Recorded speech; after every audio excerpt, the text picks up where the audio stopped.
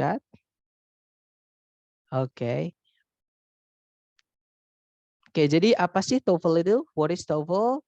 Actually, TOEFL stands for Test of English as a Foreign Language. Jadi TOEFL itu kepanjangannya adalah Test of English as a Foreign Language atau tes bahasa Inggris sebagai bahasa asing. Nah, yang membuat TOEFL ini, nama lembaganya adalah ETS ya, teman-teman. Kepanjangannya adalah Educational Testing Service. Tempatnya itu di New Jersey, Amerika Serikat. Nah, ITS sendiri sudah ada, sama TOEFL sendiri sudah ada sejak 1964 sampai saat ini. Nah, jadi bisa disimpulkan TOEFL itu adalah tes yang distandarisasikan atau dibuat ya untuk mengukur kemampuan berbahasa Inggris, teman-teman, yang ingin sebenarnya ya, teman-teman, yang ingin daftar di kampus-kampus di negara-negara yang menggunakan bahasa Inggris seperti itu sebenarnya. Tapi sekarang di Indonesia sendiri TOEFL ini dipakai untuk beberapa tes seperti tes kerja, tes kelulusan, atau tes masuk perguruan tinggi seperti itu. Kemudian tes types dari TOEFL sendiri atau jenis tesnya TOEFL sendiri itu secara umum ya teman-teman itu dibagi menjadi dua. Jadi ada yang namanya ITP atau Institutional Testing Program yang dulunya itu namanya adalah PBT, Paper Based Test, sama CBT, Computer Based Test. Sekarang disatukan jadi ITP ya teman-teman. Kemudian ada IBT, Internet Based Test. Nah, ITP dulu. Jadi ITP itu range-nya, skornya ya teman-teman, itu adalah 217 hingga 677. Jadi jika teman-teman salah semua atau misalkan nggak datang, itu tetap sebenarnya teman-teman dapat nilai yaitu 217. Dan kalau teman-teman benar semua atau you get perfect score, you will have 677 for your point like that. Kemudian ITP itu yang ditanyakan ya teman-teman itu hanya sekadar comprehension atau pemahaman saja. Jadi sebatas pemahaman teman-teman bisa nggak memahami bahasa Inggris, entah itu percakapan atau tulisan dalam bahasa Inggris seperti itu. Jadi lebih gampang kalau ITP ya teman-teman, karena hanya sebatas pemahaman saja. Kemudian yang kedua tes IBT, Internet Based Test, ini setara dengan atau mirip dengan IELTS ya teman-teman. Jadi score range-nya kalau teman-teman salah semua itu benar-benar nol atau nggak datang itu benar-benar nol, dan jika perfect itu nilainya 120. Dan yang diteskan di sini skill dan mastery teman-teman. Jadi teman-teman dites kemampuan menggunakan bahasa Inggris. Oke. Jadi nanti di IBT itu sama kayak IELTS ada speaking sama writing-nya. Nah, untungnya di Indonesia dan beberapa negara di Asia itu TOEFL yang dipakai itu masih yang ITP. Jadi kita nanti akan belajar yang ITP ya, teman-teman. Jadi lebih gampang seperti itu. Nah, di ITP sendiri nanti ada 3 section of the test atau 3 sections dari tesnya nanti. Jadi section pertama atau bagian pertama itu teman-teman diberi soal listening atau tesnya itu berupa soal listening. Seperti itu. Nah, jumlah soalnya 50 questions atau 50 pertanyaan ya, teman-teman, yang dibagi menjadi 3 bagian. Oke, part A, part B, and part C. Nanti kita pelajari, teman-teman. Nah, intinya adalah atau yang terpenting adalah teman-teman di listening ini harus benar-benar fokus ya. Untungnya listening ini di bagian pertama. Kenapa? Karena satu soal itu waktu mengerjakan hanya 12 detik. Jadi jika teman-teman belum menemukan jawaban selama 12 detik, itu nanti audionya otomatis akan pindah ke nomor berikutnya. Itu kalau teman-teman tes asli dari ITS ya, teman-teman. Jadi nggak ada playback, nggak bisa di replay itunya audionya. Jadi cuma sekali. Dan kalau teman-teman belum menemukan jawaban terus panik, itu akan sangat mengganggu untuk tes. Jadi memang untuk listening ini diharapkan teman-teman bisa mengerjakan dalam waktu 12 detik. Caranya gimana? Nanti kita akan pelajari ya, teman-teman, di hari ke-11 sampai hari ke-13 seperti itu. Kemudian setelah listening nanti teman-teman selesai, teman-teman akan dihadapkan dengan structure atau kalau mungkin yang teman-teman pernah belajar bahasa Inggris lebih dikenal dengan grammar ya. Tapi untungnya di structure ini atau di grammar ini tidak semua bab grammar ditanyakan. Jadi ini bisa diakali atau apa namanya teman-teman, dicarikan strategi, cara cepat seperti itu untuk mengerjakan soal structure TOEFL. Nah, intinya di structure nanti teman-teman diberi waktu 25 menit ya untuk mengerjakan 40 pertanyaan. Jadi anggap aja satu pertanyaan 30 detik ya, yang 5 menit dipakai untuk melingkari lembar jawaban. Kalau teman-teman ngambilnya yang offline ya. Seperti itu. Kemudian setelah structure selesai, teman-teman akan dihadapkan dengan soal reading.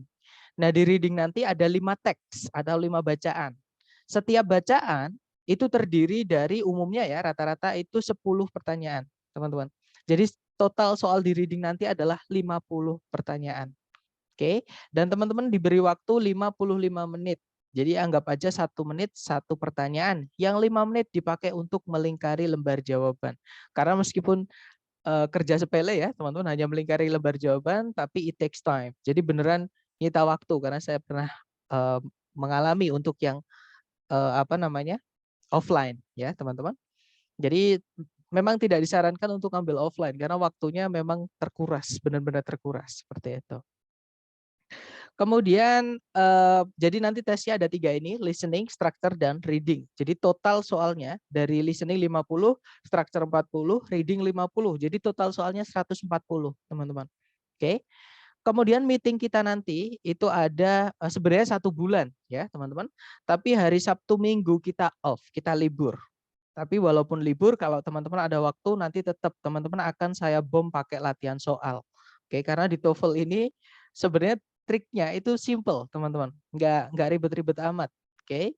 Yang perlu dilakukan hanyalah mengasah teorinya atau pemahaman teman-teman melalui latihan. Seperti jadi kalau ada waktu luang, saya sarankan untuk melatih pemahamannya kembali melalui soal. Sudah saya sediakan soal-soalnya ya, teman-teman. Kemudian jadi karena hari Sabtu Minggu libur, 1 bulan itu 4 minggu ya teman-teman. Setiap minggu 7 hari dikurangi 2 hari, Sabtu Minggu berarti 5 hari setiap minggu. Oke, 5 hari kali 4 kita hanya punya 20 hari untuk pertemuannya. Oke. Nah, di 20 hari nanti di hari 1 sampai hari ke-10 kita akan fokus dengan structure ya, teman-teman. Jadi hari pertama sampai hari ke-10 ini adalah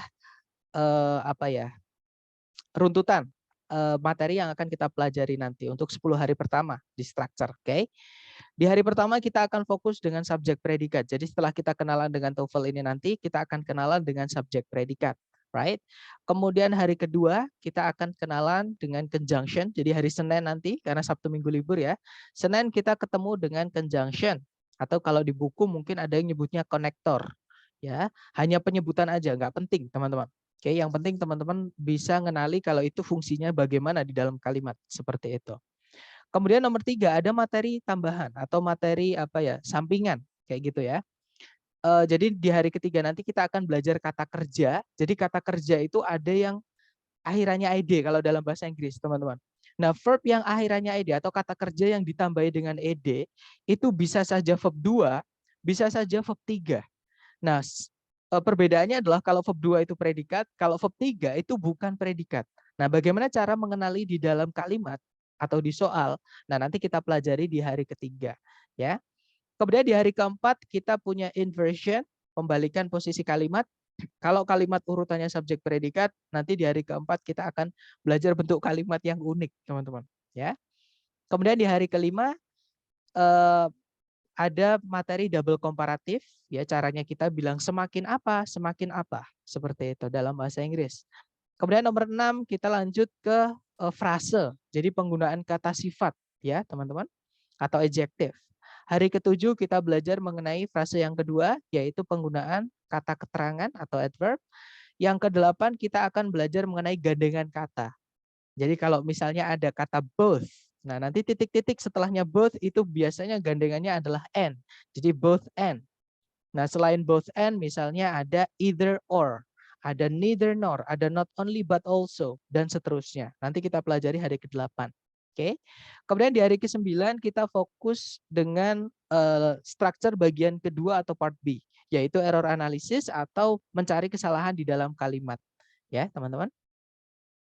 Dan di hari ke-10 itu materi terakhir untuk structure, ada materi tambahan lagi yaitu anak kalimat atau dependent clause. Nanti kita akan Sebenarnya dependent clause ini materi lanjutan mengenai conjunction, teman-teman. Jadi kita mereview sedikit, kita akan mereview sedikit mengenai conjunction ya di hari ke-10. Jadi ada cara lain mengerjakan soal yang menanyakan conjunction. Itu di hari ke-10 seperti itu. Nah, setelah structure selesai di hari ke-11 sampai hari ke-13, kita ganti fokus ke listening. Kita belajar ke listening ya. Nah, di hari ke-11 sampai hari ke-13 kita belajar listening part A, part B sama part C. Secara di listening nanti teman-teman akan dihadapkan dengan soal listening 3 jenis atau 3 jenis soal listening yang dibagi menjadi 3 part seperti itu. Kemudian yang terakhir kita akan belajar mengenai reading di hari ke-14 sampai hari ke-19. Nah, sebenarnya 6 hari ya, teman-teman. Tapi di reading nanti saya sudah menemukan cara yang lebih gampang, cara yang lebih cepat untuk mengerjakan soal-soal reading. Jadi dari 6 meeting kita bisa rangkum menjadi 4 meeting. Oke. Jadi nanti kita bisa tes lebih cepat, teman-teman, seperti itu. Kemudian di hari ke-20 nanti kita ada tes seperti itu, atau kalau masih ada waktu ya kita nanti ada persiapan untuk tes. Misalnya teman-teman ada tanya jawab mengenai materi yang sebelumnya sudah didapat, atau misalkan teman-teman waktu latihan dari sumber lain selain yang saya kasih. Nah, itu ada pertanyaan-pertanyaan, itu bisa nanti ditanyakan di hari terakhir di hari ke-20 ya, atau biasanya kalau dari lembaga hari ke-20 itu biasanya langsung tes. Jadi boleh langsung tes, boleh tanya-tanya dulu di hari ke-20 ya, teman-teman. Kemudian rules atau aturan di kelas, sebenarnya bukan aturan ya, teman-teman, hanya bagaimana sih kita di kelas nanti seperti itu. Yang pertama adalah attendance check. Nah, attendance check ini penting sekali. Kenapa?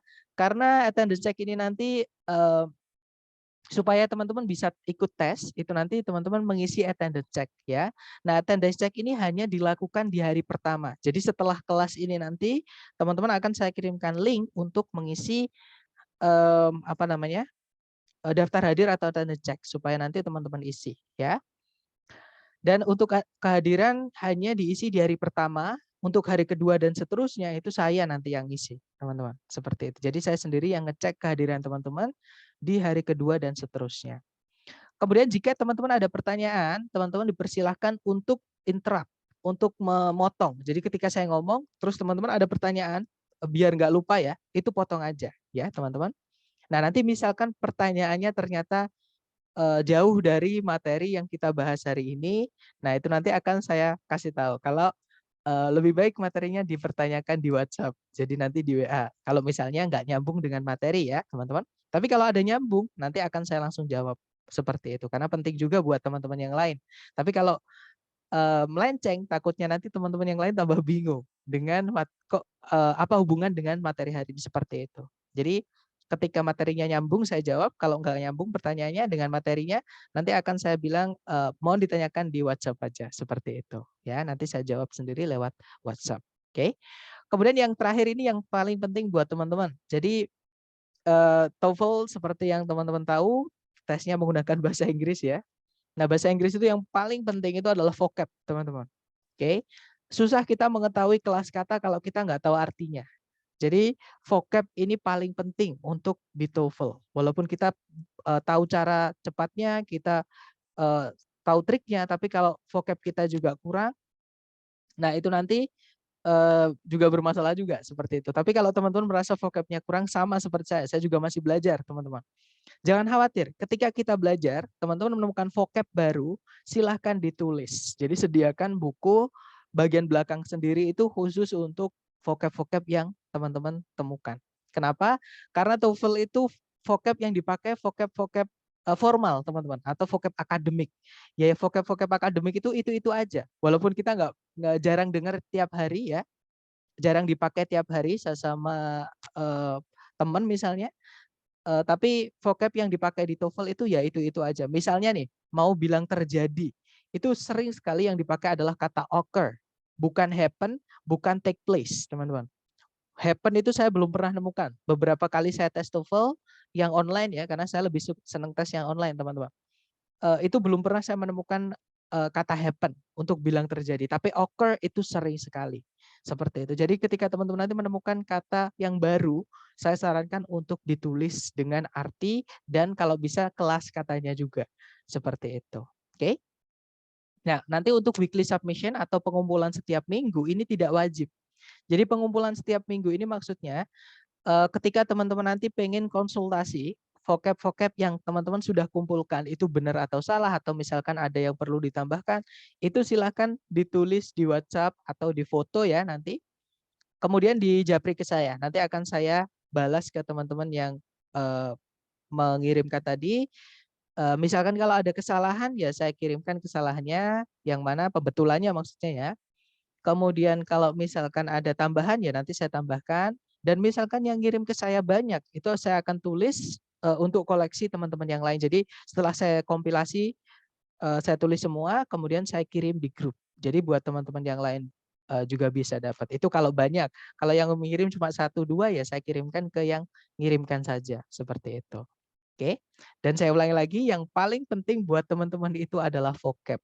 Oke, untuk mengerjakan TOEFL itu yang saya rasakan, teman-teman. Oke, jadi kalau dapat vocab baru, tolong ditulis. Oke.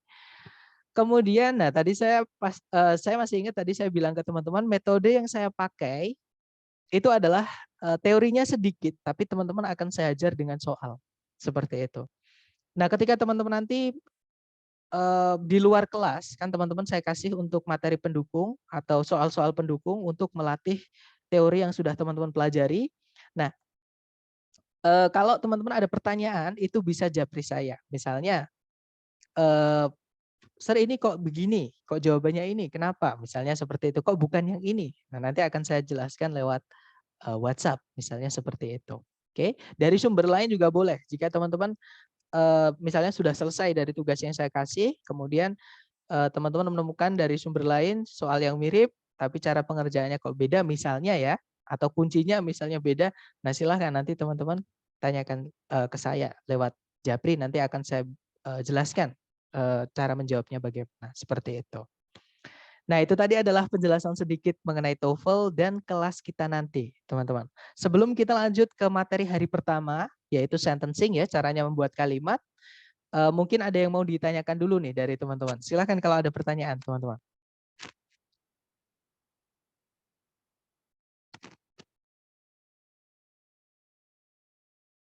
Nggak ada ya? Oke, berarti everything is clear, right?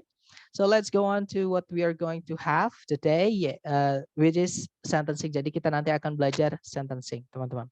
Nah, sentencing sendiri adalah caranya membuat sentence atau kalimat. Nah, kalimat dalam bahasa Inggris sama bahasa Indonesia itu sama, teman-teman. Ya, urutannya sama. Jadi harus ada subjek, harus ada predikat. Oke, jadi harus ada subjek dan predikat. Nah, subjek itu apa sih?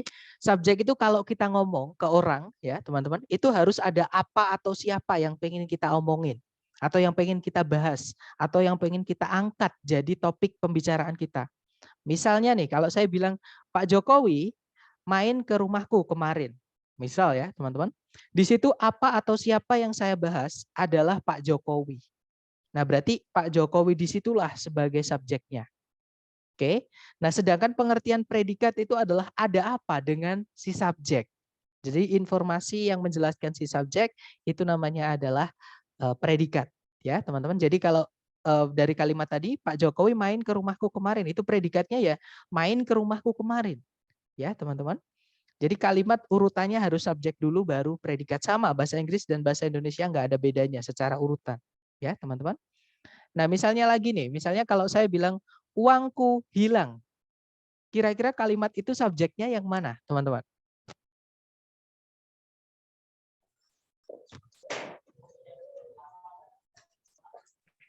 Uang bukan? Ya, that's right. Tapi bukan cuma uang, teman-teman, tapi uangku, ya. Karena kalau cuma uang itu terlalu luas. Karena uang di dunia ini banyak sekali. Sedangkan yang hilang tadi secara kalimat ya atau informasi, yang hilang hanya uangku. Jadi harus lengkap ya. Jadi uangku itu adalah atau my money. Tadi I heard somebody said my money like that. So ya, itu adalah uangku, teman-teman. Itu subjeknya. Predikatnya berarti sisanya yang menjelaskan kata uangku tadi yaitu hilang. Oke, good job. Lagi ya. Misalnya saya punya kalimat ke teman-teman. Hari ini sangat panas. Kalimat, subjeknya yang mana, teman-teman? Hari ini. Ya, that's right. Hari ini ya. Berarti predikatnya adalah sangat panas. Seperti itu. Oke, dapat ya teman-teman. Jadi pengertian subjek dan predikat seperti itu. Dan itu harus urut. Subjek dulu baru predikat. Nggak boleh predikat dulu baru subjek, teman-teman. Oke. Nah, untuk mengenali di dalam soal, nah subjek itu selain kalau teman-teman dapat dari pengertian tadi apa atau siapa, nah dari kelas katanya. Jadi kata itu kalau kita artikan apakah dia berupa benda atau noun, ya. Contohnya kalau benda itu di sekitar teman-teman ada banyak sekali, misalnya meja, komputer, headset, mouse, misalnya kulkas, kasur, tembok, bahkan kita sendiri itu juga kata benda, teman-teman. Kita kata benda hidup, ya. Jadi benda itu ada banyak sekali. Semua yang teman-teman bisa lihat, raba, terawang, putar, jilat, celupin, itu namanya adalah benda. Oke. Kemudian selain benda yang bisa jadi subjek, itu adalah kata ganti atau pronoun. Ya, teman-teman, yang tempatnya terutama di subjek. Oke, yaitu I, saya, you, kamu atau kalian, they, mereka. Nah, mereka itu boleh benda mati, boleh benda hidup ya. Intinya jumlahnya lebih dari satu, itu pakainya they, teman-teman. Kemudian we artinya kami atau kita, he dia laki-laki, she dia perempuan, sama it dia yang kita nggak tahu cewek cowoknya. Misalnya bolpen, misalnya lagi kulkas, misalnya kucing. Kalau dari depan kan kita nggak tahu, dia nggak pakai rok, nggak pakai lipstick, nggak pakai anting-anting. Nah ini cewek apa cowok nggak tahu. Nah kita pakainya it seperti itu. Kalau jumlahnya satu, ya teman-teman, seperti itu. Nah itu yang bisa jadi subjek. Oke, kalau dalam bahasa Inggris. Nah kalau kemudian predikat. Nah di sini bedanya bahasa Inggris sama bahasa Indonesia, di sini bedanya, teman-teman. Kalau bahasa Indonesia, predikat itu tidak terbatas dari kelas kata apa, tidak harus dari kelas kata tertentu. Nah, tapi kalau dalam bahasa Inggris, predikat ini wajib berupa kata kerja. Ya, saya ulangi lagi, predikat itu wajib berupa kata kerja atau istilahnya verb, ya, teman-teman. Nah, misalnya nih, makanya kalau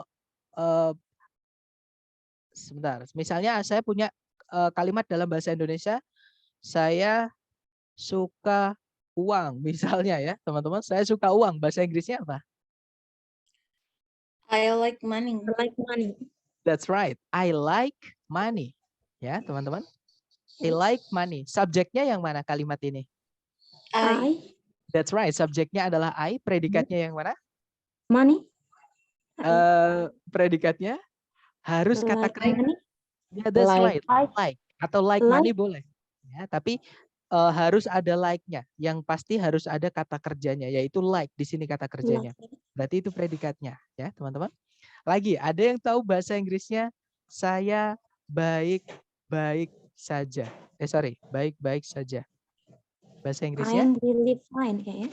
Oke, good. I am fine atau I'm really fine juga boleh. I'm okay juga boleh. I'm good juga boleh.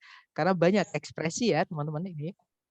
Nah nanti kalau pertanyaan saya yang mana yang artinya saya? Teman-teman, dari kata I am fine yang artinya saya yang mana?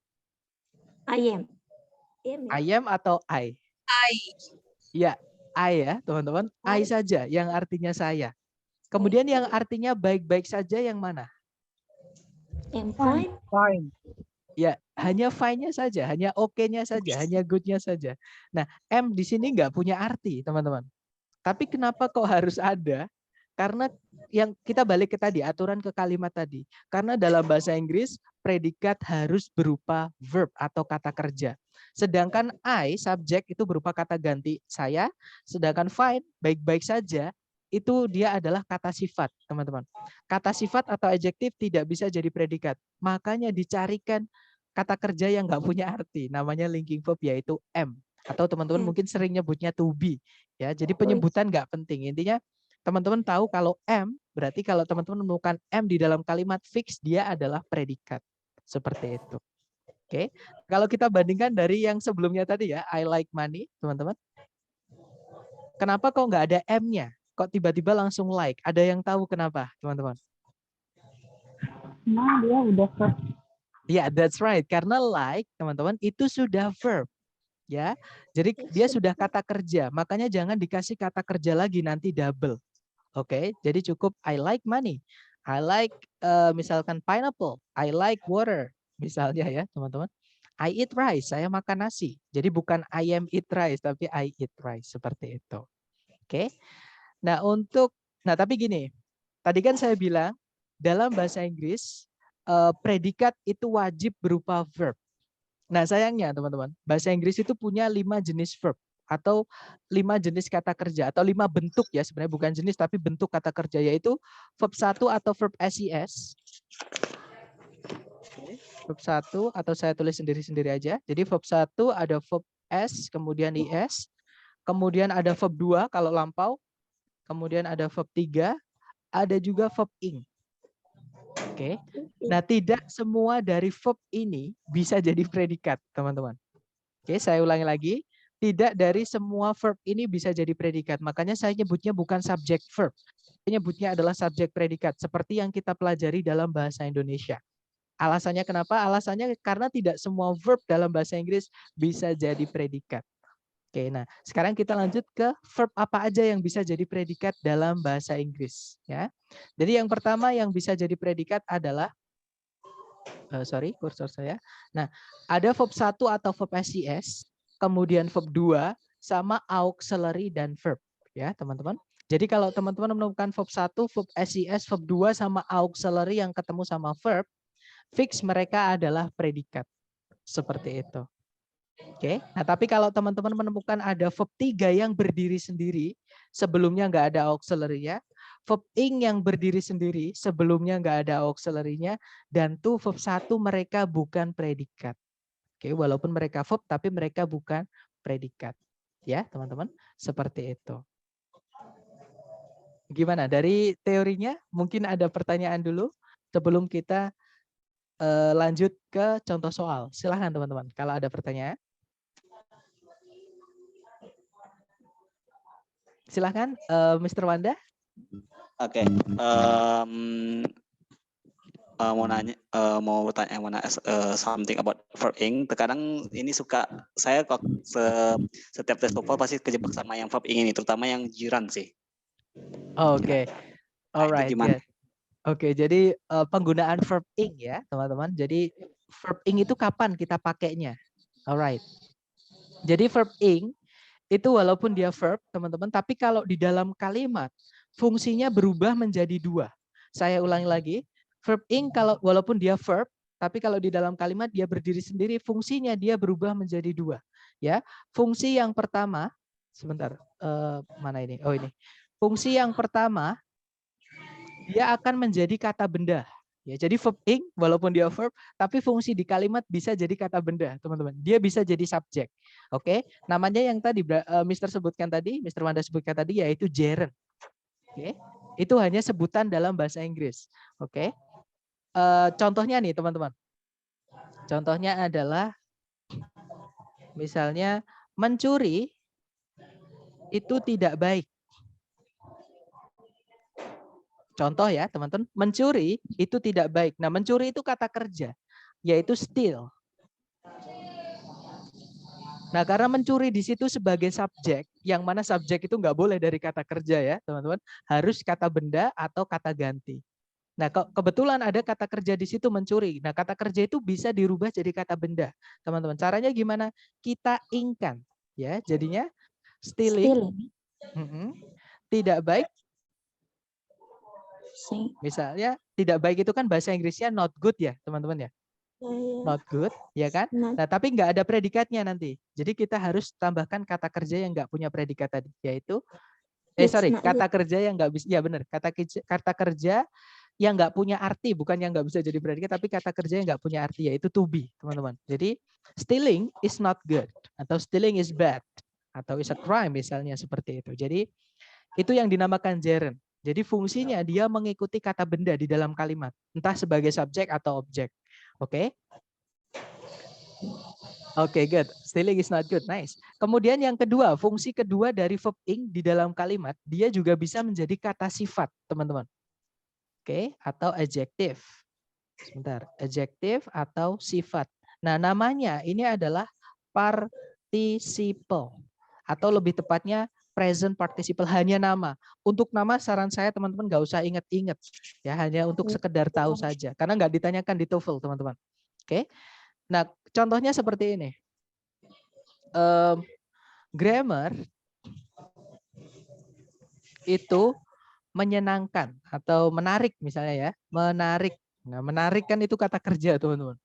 Grammar itu menarik. Misalnya.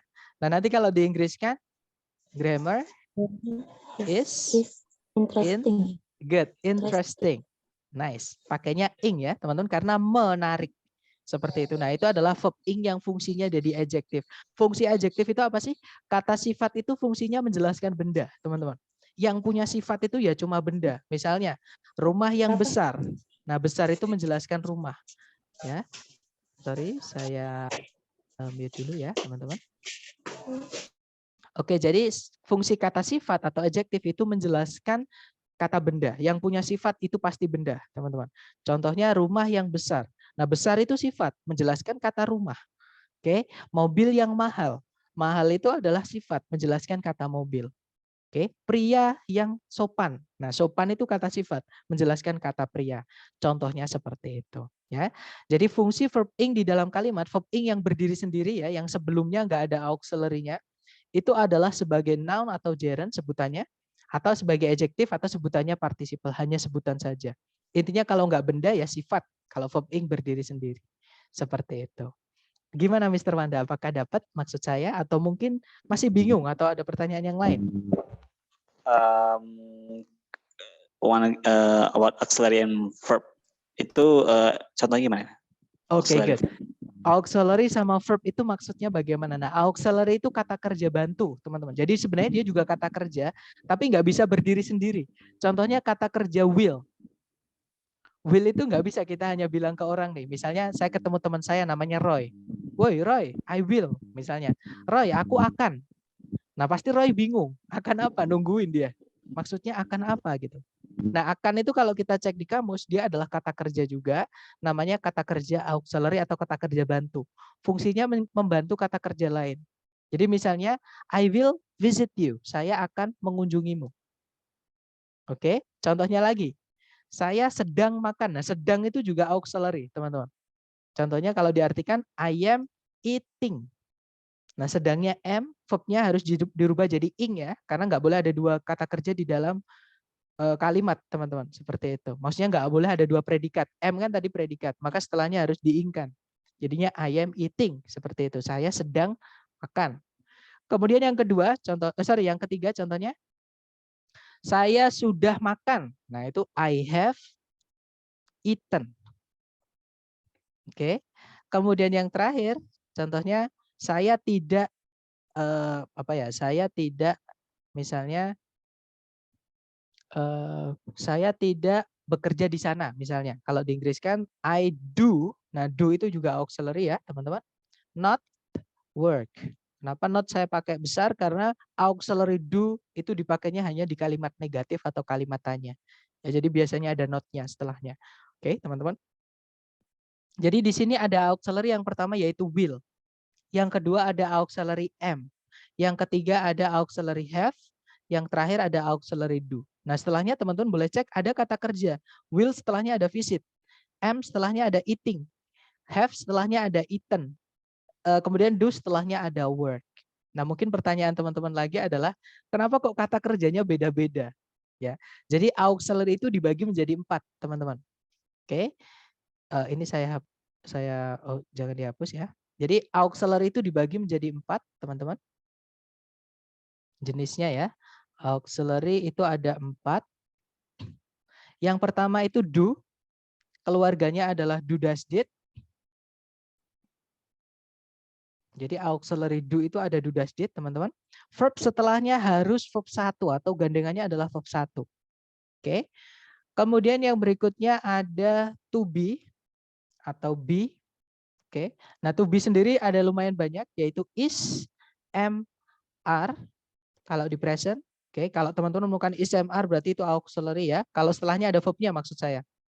Kemudian kalau enggak gitu ada was, were. Sorry, was, were. Kalau enggak gitu ada be, ada juga been, ada juga being. Nah, ini keluarganya to be, teman-teman. Oke. Untuk be, been, dan being udah kita samarkan dulu atau kita hapus dulu. Kita fokus sama to be yang sering muncul dulu, is, am, are sama was, were. Ya, teman-teman. Nah, untuk to be sendiri itu boleh diikuti 2 jenis kata kerja. Oke, gandengannya ada 2. Kalau enggak verb ing, ya verb 3. Oke. Dan yang ketiga ada keluarga auxiliary have. Have di sini bukan artinya memiliki atau mempunyai ya, teman-teman. Have di sini artinya adalah telah atau sudah atau pernah. Nah, have sendiri keluarganya ada 3, yaitu have sendiri, sama has, sama had. Nah, gandengannya have, has, had itu adalah verb 3. Oke. Dan yang terakhir ada modal. Modal ini lumayan banyak ya, teman-teman. Contohnya ada will, ada can, ada shall, ada must, artinya harus, ada may, artinya mungkin, ada might, artinya mungkin juga, may juga bisa berarti boleh ya, teman-teman. Dan masih banyak lagi untuk modal. Nah, intinya modal itu nanti gandengannya adalah verb 1. Tenang aja, teman-teman, untuk auxiliary nanti kita akan bahas lebih jauh di hari ke-7. Ya, ketika kita belajar keterangan atau adverb seperti itu. Oke, jadi ini hanya untuk pengantar saja. Jadi auxiliary itu ada do, be, have sama modal. Oke, dan mereka gandengannya masing-masing beda. Dan ini nggak pernah jadi masalah kok di TOEFL. Maksudnya nggak pernah ditanyakan di TOEFL. Intinya adalah kalau teman-teman menemukan auxiliary berarti fix itu adalah predikat. Hari ini yang teman-teman perlu fokuskan adalah mengenali subjek dan predikat dulu. Seperti itu. Untuk peritilan-peritilan kecil misalnya auxiliary lebih jauhnya. Nah, itu misalnya di kalimat negatif bagaimana, kalimat tanya bagaimana, di kalimat positif bagaimana, nanti ya teman-teman ada waktunya. Seperti itu. Nah, gimana Brother atau Mr. Panda? Ya. Dapat ya? Yes. Oke, that's good question. Mungkin ada pertanyaan lagi dari teman-teman yang lain sebelum kita lanjut ke contoh soal. Silakan teman-teman.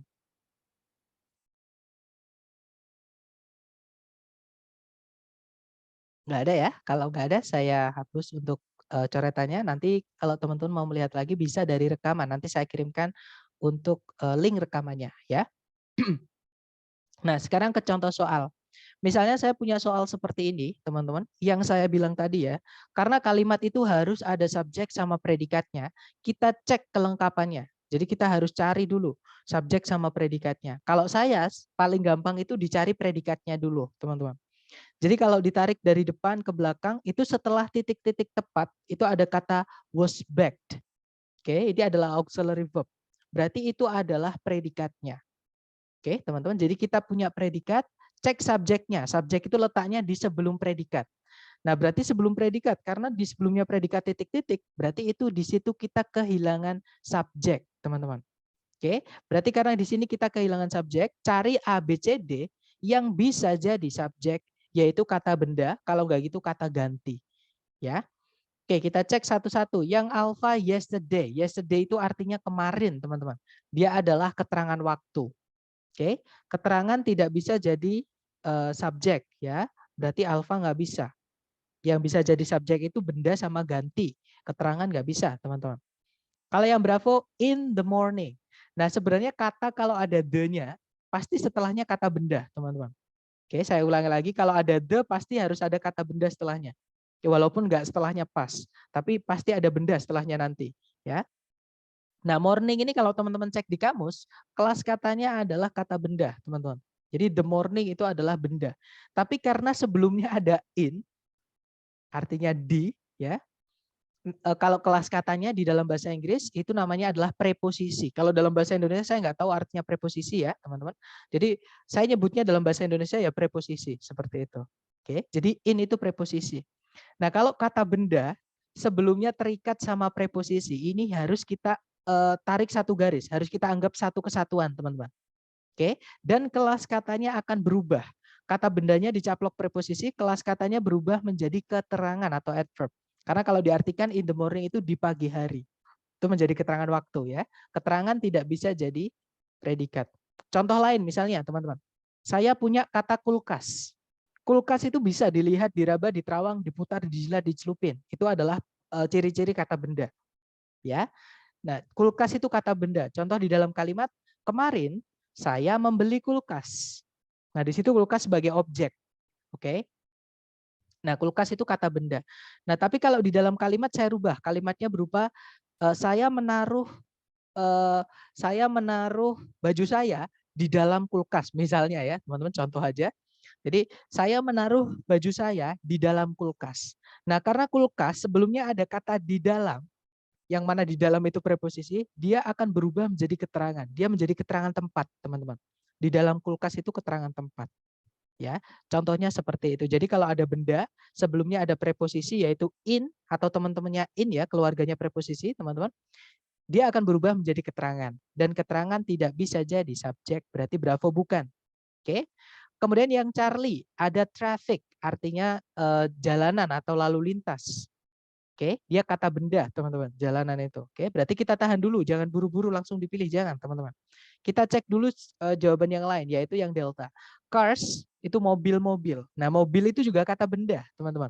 Karena mobil bisa dilihat, diraba, diterawang, diputar, dijelat, dicelupin. Oke, berarti delta juga kemungkinan bisa jadi jawaban, jadi subjek.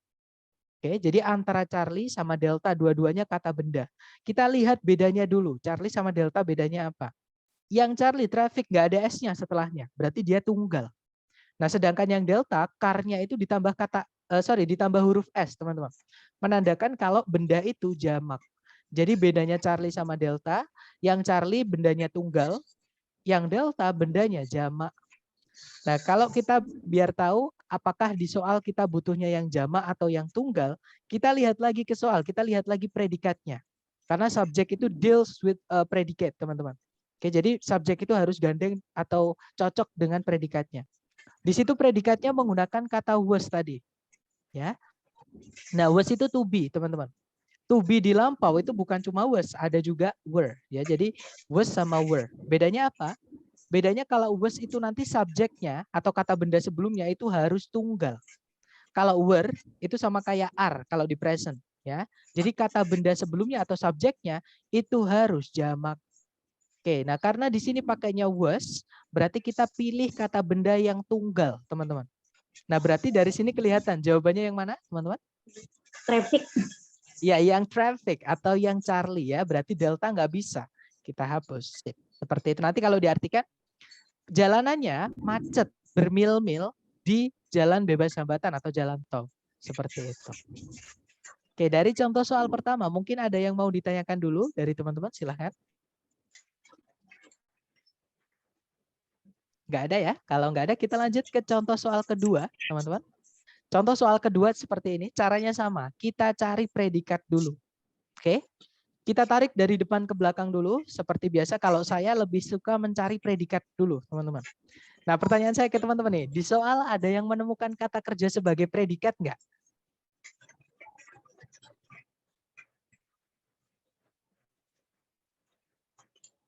Oke, di chat ada yang Mr. Wanda ya menjawab kata work. Nah, jangan buru-buru dulu, teman-teman. Gini, nggak enaknya dalam bahasa Inggris adalah kadang satu kata itu memiliki banyak arti. Oke, saya ulangi lagi. Kadang satu kata itu memiliki banyak arti. Dan kelas katanya itu kalau artinya beda, biasanya kelas katanya juga beda. Nah, di sini work itu bisa saja, kalau kita cek di kamus ya teman-teman, work itu kelas katanya ada dua. Jadi bisa saja dia itu adalah verb, kata kerja, artinya bekerja atau mengerjakan. Oke, tapi work juga bisa jadi noun atau kata benda, teman-teman. Artinya adalah pekerjaan atau pengerjaan. Oke. Nah, untuk mengetahui apakah dia verb atau noun, kita cek kata sebelumnya. Ya, saya ulang lagi, kita cek kata sebelumnya. Nah, sebelumnya work itu ada kata for.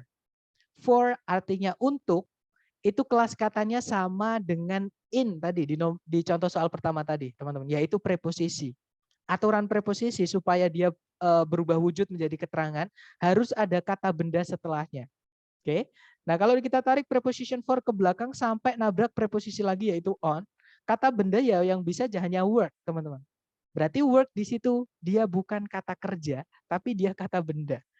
Ya, karena dia sebelumnya ada preposisi, aturan preposisi setelahnya harus ada kata benda. Seperti itu untuk dirubah jadi keterangan. Oke. Berarti work di situ kata benda, teman-teman. Oke. Kalau kita cek ke belakang lagi, sama sekali tidak ada kata kerja. Berarti kalimat ini di soal itu tidak punya predikat alias tidak ada predikatnya. Karena kalimat wajib harus ada predikatnya, berarti di titik-titik kita harus carikan predikat, teman-teman. Oke, tapi jangan buru-buru dulu. Selain predikat, kalimat juga butuh subjek. Pertanyaan saya ke teman-teman lagi. Di soal ada subjeknya nggak, teman-teman? Kalau ada yang mana? Kalau nggak ada, berarti teman-teman tulis nggak ada, seperti itu. Engineer. Ya, that's right. Engineers. Itu artinya adalah para insinyur, sorry. Engineers itu para insinyur, ya, atau ahli mesin, seperti itu. Nah, berarti di situ sudah ada subjek, belum ada predikat, ya sudah kita carikan predikat, ya teman-teman. Nah, ABCD yang bisa jadi predikat cuma satu tuh. Berarti jawabannya yang mana kira-kira, teman-teman? Are needed. Ya, that's right. Are needed atau yang bravo. Oke, good job teman-teman. Oke, karena di situ kita hanya butuh predikat. Nanti kalau ditulis di situ, engineers are needed for work on the new space program. Kalau diartikan, banyak insinyur atau para insinyur diperlukan untuk pengerjaan program luar angkasa yang baru itu. Kalau diartikan seperti itu. Oke, kalau yang alpha, necessary itu artinya sama dengan important. Oke, atau important atau penting. Dia adalah kata sifat. Kata sifat atau adjektif tidak bisa jadi predikat. Berarti alpha nggak bisa ya, teman-teman. Yang Charlie, hopefully. Kalau teman-teman menemukan kata yang akhirannya ada fully-nya, itu adalah kata keterangan. Ya, kalau fully ada ly-nya belakangnya. Kalau full aja kata sifat, teman-teman. Tapi kalau fully itu keterangan atau adjektif. Keterangan atau adverb. Nah, keterangan atau adverb itu tidak bisa jadi predikat. Berarti Charlie bukan. Yang delta next month, bulan depan, sama. Dia adalah keterangan waktu. Ya, keterangan tidak bisa jadi predikat. Seperti itu. Oke, berarti jawaban satu-satunya hanya yang bravo. Di situ ada auxiliary are dan verb-nya yaitu needed. Ya, verb 3. Seperti itu. Nah, untuk contoh soal kedua, ada yang mau ditanyakan dari teman-teman? Silahkan. Nggak ada ya teman-teman? Atau nanti ketika ada pertanyaan teman-teman langsung aja boleh raise hand dulu atau langsung tanyakan aja. Langsung unmute aja. Oke? Lanjut ke contoh soal terakhir. Caranya sama. Kita cari predikat dulu. Nah hati-hati. Pertanyaan saya ke teman-teman lagi nih. Di soal ada nggak predikat teman-teman? Ada nggak verb yang bisa jadi predikat di soal?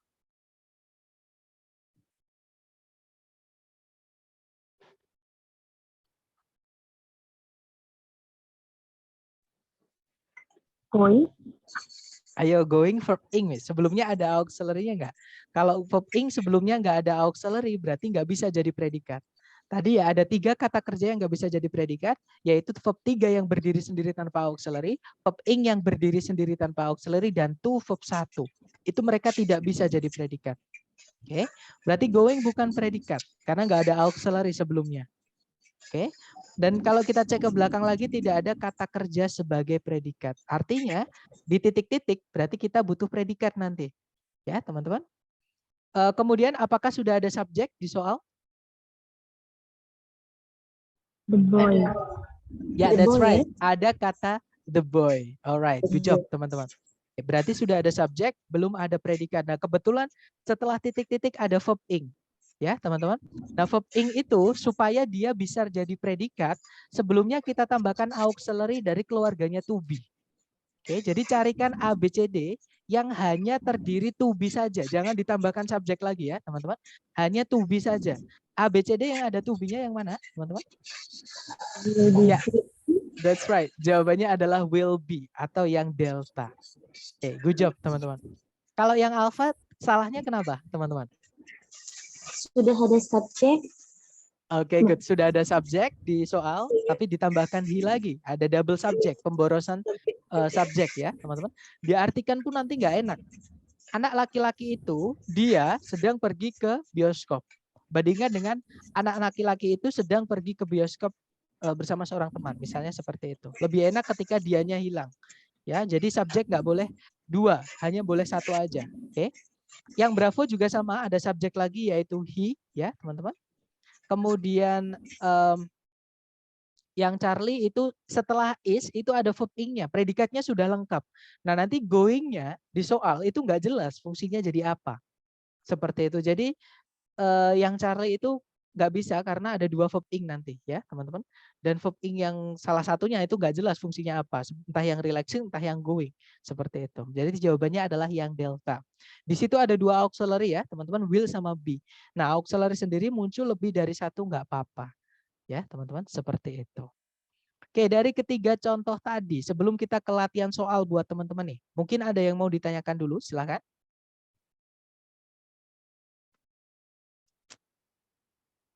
Kalau nggak ada berarti saya anggap sudah jelas ya teman-teman. Nah tantangan teman-teman seperti biasa cari predikat sama subjeknya. Kalau nggak ada yang hilang yang mana cari di pilihan ABCD. Karena yang paling penting di dalam kalimat itu adalah subjek dan predikat. Seperti itu.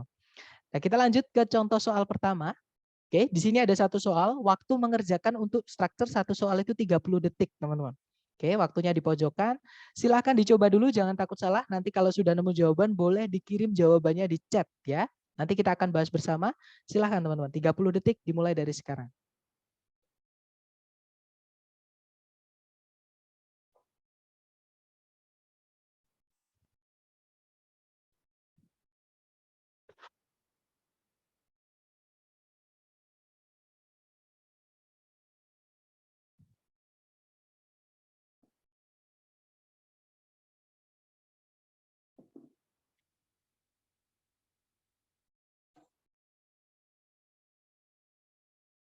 Oke, 30 detik sudah habis.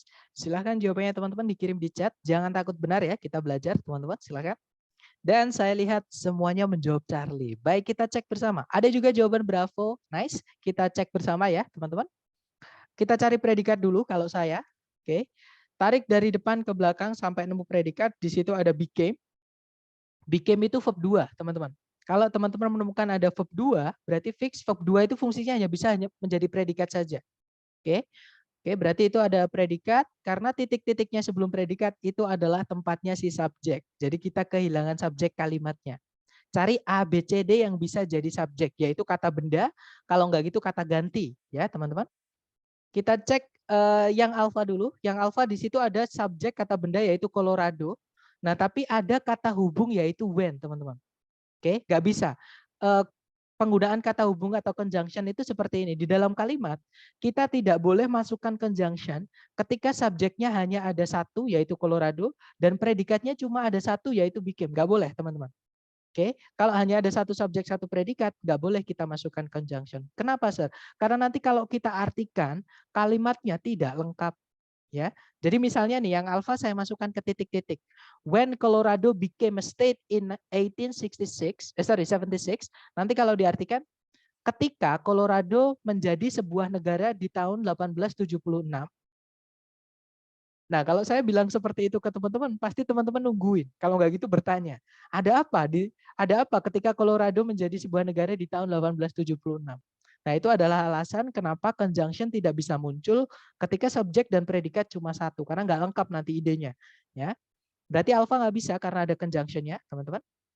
Kemudian yang bravo, di situ ada subjek it, ya, tapi ada predikat lagi yaitu was. Predikatnya double. Sudah ada became, ditambah was lagi nggak bisa double ya, teman-teman. Pemborosan predikat, bravo nggak bisa. Yang Charlie ada kata benda Colorado, kemungkinan Charlie bisa. Kita tahan dulu, kita cek yang delta. Yang delta ada Colorado, subjek. Nah, tapi ada conjunction sama kayak yang alpha tadi, which artinya yang. Oke, kenapa nggak boleh dimasukkan conjunction? Nanti nggak lengkap. Kalau yang delta saya masukkan di titik-titik, artinya nanti seperti ini. Colorado yang menjadi negara di tahun 1876. Nah, ada apa dengan Colorado yang menjadi negara di tahun 1876? Jadi nggak lengkap. Nah, kita nggak bisa masukkan conjunction ketika subjek predikat cuma satu. Ya sudah, berarti jawabannya adalah yang Charlie. Ya, teman-teman. Seperti itu. Kalau ada pertanyaan langsung unmute ya, langsung tanyakan. Seperti itu. Kita lanjut ke nomor 2. Jangan takut benar lagi. Oke, silakan. Sepertinya ada yang unmute. Can I say something? Of course, please. Kan ini tadi kan kalau misalkan nggak pakai conjunction itu berarti harus nambah predikat lagi ya? Apa gimana, Sir? Sorry, gimana? Kalau nggak pakai conjunction, apakah harus menambah predikat lagi seperti itu? Kalau misalkan ada conjunction-nya harus nambah predikat apa gimana, Sir? Oke. Nah, untuk conjunction sebenarnya kita pelajari besok ya. Nah, intinya di kalimat kalau ada satu subjek, satu predikat, jangan ditambah conjunction. Berapa kali pun teman-teman tambahkan conjunction ketika subjek predikat cuma satu, kalau diartikan nggak lengkap. Nanti ngambang, teman-teman. Nah, aturan dasar conjunction itu, kalau di kalimat kita mau masukkan conjunction, subjek predikat harus lebih dari satu. Oke, jadi misalnya ada satu conjunction nih, berarti subjek predikatnya harus ada dua. Karena fungsi conjunction atau kata hubung itu menghubungkan dua subjek, dua predikat. Seperti itu berarti. Gimana? Apakah dapat maksud saya? Sure, thank you, sir. Alright, that's good question. Mungkin ada pertanyaan lagi? No question? Okay, if there's no more question, let's go on to number 2. Silahkan dicoba lagi, jangan takut benar. Waktunya 30 detik dimulai dari sekarang, silahkan.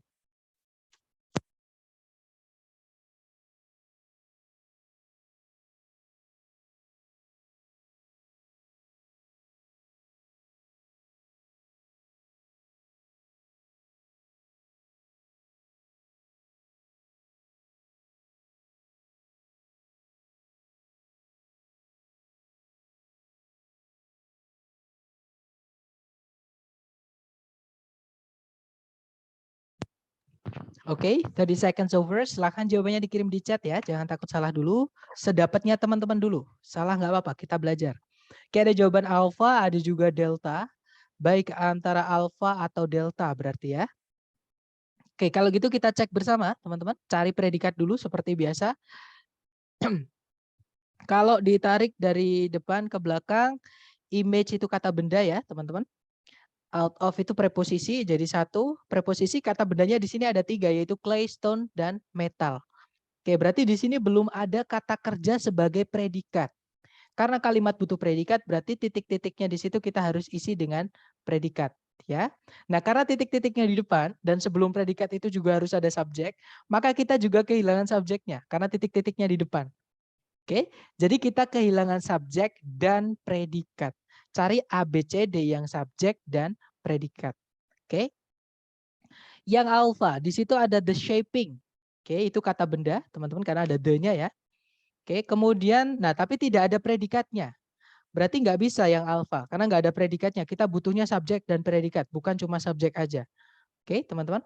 Kalau yang bravo, sculpting the shapes, itu gerund ya. Tapi nggak ada predikat setelahnya, nggak bisa. Yang Charlie di situ ada to verb 1. Nah, to verb 1 itu tidak bisa jadi subjek, tidak bisa jadi predikat. Oke, sorry, berarti Charlie nggak bisa. Ya berarti jawabannya yang delta ya, teman-teman. Di situ ada subjek yaitu sculptures, artinya para pematung. Predikatnya verb 1 yaitu shape, artinya membentuk. Oke, berarti jawabannya adalah yang delta. Nah, nanti kalau kita masukkan ke titik-titik di situ dan kita artikan, artinya akan menjadi para pematung membentuk gambar-gambar dari tanah liat, batu, dan logam. Seperti itu. Oke, kita lanjut ya ke nomor 3. Kalau ada pertanyaan langsung unmute aja, teman-teman. Silakan dicoba dulu. Jangan takut benar. Waktunya 30 detik dimulai dari sekarang. Silakan.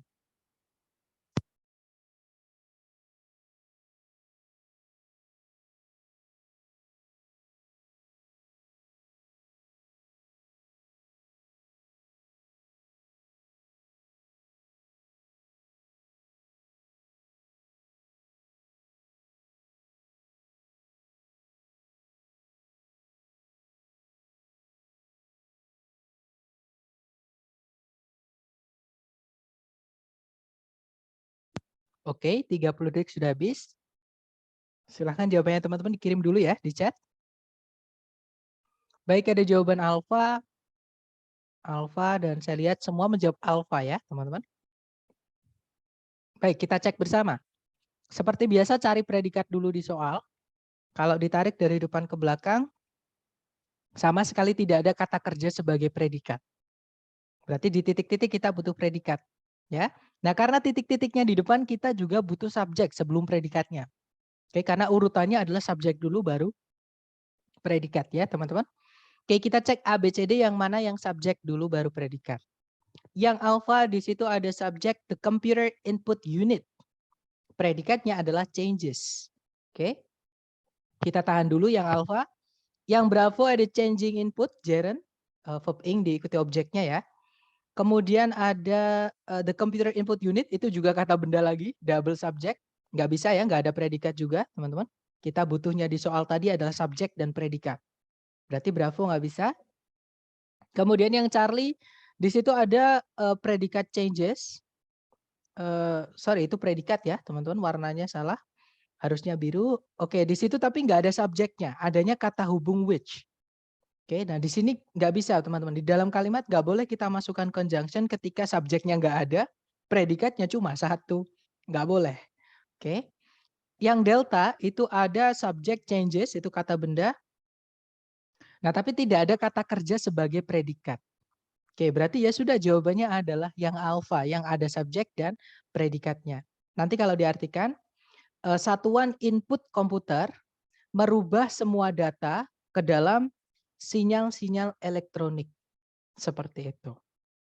Oke, good job teman-teman. Lanjut lagi ke number 4, jangan takut benar. Waktunya 30 detik dimulai dari sekarang, silakan.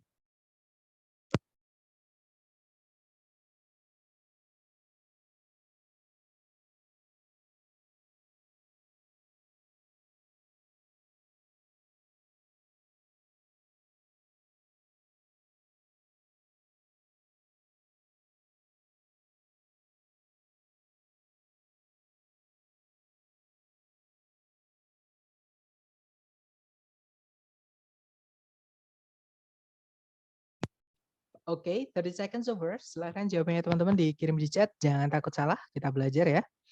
Dan saya lihat semuanya menjawab alfa. Baik, kita cek bersama ya teman-teman. Seperti biasa cari predikat dulu. Kalau ditarik dari depan ke belakang, di situ ada predikat were. Kalau teman-teman menemukan to be ya, is, am, are, kalau nggak gitu was, were, fix mereka adalah predikat. Oke. Kemudian, nah, tapi belum ada subjeknya. Ya sudah, berarti di titik-titik di situ kita butuh subjek. Ya, teman-teman cari ABCD yang ada subjeknya dan predikatnya. Yang alfa di situ, sorry kok predikatnya, hanya ada subjeknya saja karena kita butuhnya subjek saja ya. Sorry teman-teman, I slept my time. Di situ yang alfa, the earliest road markers, itu kata benda. Kemungkinan alfa bisa, kita tahan dulu. Kalau yang Bravo, the earliest road markers itu subjek, tapi ada kata hubung atau conjunction which. Kita nggak butuh conjunction jika subjek dan predikat cuma satu. Bravo nggak bisa. Yang Charlie ada subjek road markers. Oke, tapi ada predikat lagi, teman-teman, yaitu were. Double nanti predikatnya, pemborosan. Oke, berarti Charlie nggak bisa. Yang Delta, di situ ada subjek, sebenarnya ada, ya benar, ada subjek yaitu the earliest road markers. Sama kayak yang Bravo tadi, tapi sebelumnya ada conjunction until atau kata hubung until. Kita nggak bisa masukkan kata hubung ketika subjek dan predikat cuma satu. Ya sudah, berarti delta nggak bisa, fix jawabannya adalah yang alfa. Ya teman-teman. Nah nanti kalau diartikan, penanda jalan pertama kali adalah batuan-batuan yang ditumpuk secara berjeda atau yang ditumpuk pada jeda-jeda tertentu. Jadi ada jedanya. Kalau sekarang pakai garis marka itu ya, teman-teman. Kalau zaman dulu pakai batu. Oke, jadi lebih berbahaya sebenarnya. Oke, kita lanjut ke number 5. Dicoba lagi, jangan takut salah. 30 detik dimulai dari sekarang. Silakan teman-teman.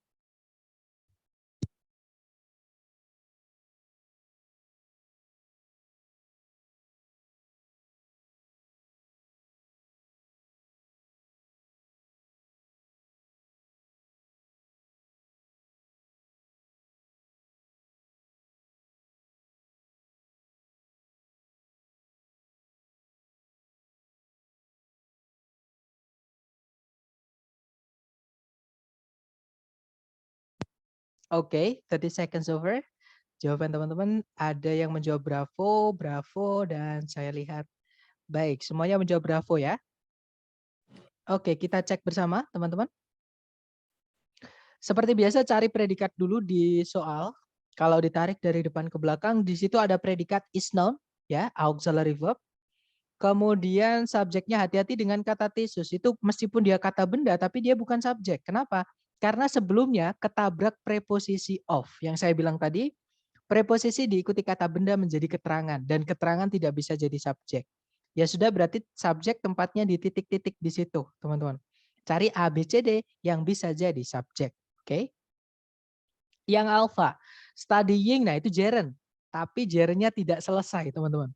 Studying itu butuh objek ya, terlihat di situ karena ada kata sifat setelahnya yaitu scientific. Oke, jadi gerund di sini harus ditambahkan objek dulu supaya dia bisa menjadi subjek.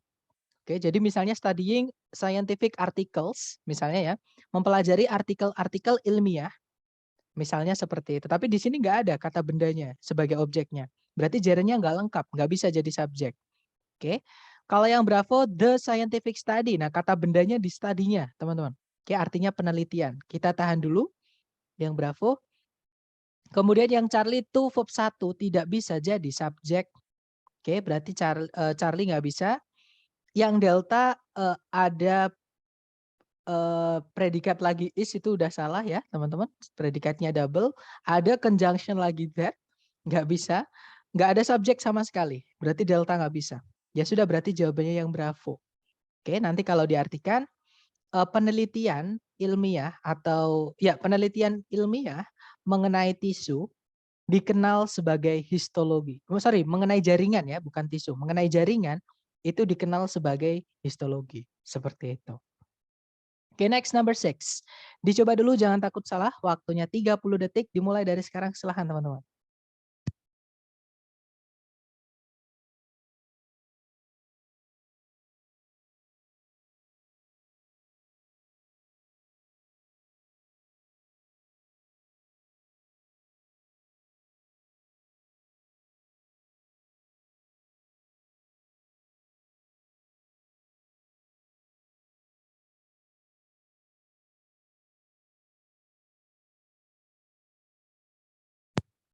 Oke, 30 detik sudah habis. Silahkan jawabannya dikirim di chat.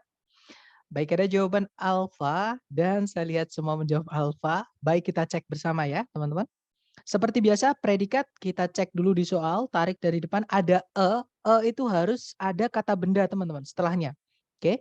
Jadi the itu sama, setelahnya harus ada kata bendanya. Kalau ditarik ke belakang itu kata sifat. Nah, kata bendanya di parlemen. Berarti di antara sama parlemen itu semuanya pasti kata sifat, menjelaskan kata benda parlemen. Ya, berarti kalimat ini tidak ada kata kerjanya atau predikatnya. Berarti di titik-titik kita harus masukkan predikat. Karena sebelum predikat itu harus ada subjeknya dan titik-titiknya itu di paling depan, berarti kita juga kehilangan subjek. Cari A, B, C, D yang ada subjek dan predikatnya. Oke, yang alfa di situ ada subjek kan ada, predikatnya adalah has, ya teman-teman. Jadi kemungkinan alfa bisa, kita tahan dulu. Yang Bravo having Kanada itu gerund ya, jadi subjek tapi nggak ada predikatnya. Berarti Bravo nggak bisa karena tadi kita butuhnya subjek dan predikat. Kalau yang Charlie ada subjek Kanada, ada predikat has, ada conjunction di situ yaitu because. Nggak bisa kita masukkan conjunction ketika subjek dan predikat cuma satu. Berarti Charlie nggak bisa. Kalau yang Delta sama, ada subjek Kanada, predikatnya adalah is having, tapi ada conjunction that yang bikin dia salah ya. Berarti fix jawabannya cuma yang alfa yang bisa. Oke, berarti jawabannya alfa. Nanti kalau diartikan, Kanada memiliki sebuah parlemen 2 kamar atau bicameral. Atau parlemen bicameral, seperti itu. Oke, jawabannya alfa. Good job, teman-teman. Next, number 7. Silahkan dicoba dulu, 30 detik. Dimulai dari sekarang, silahkan.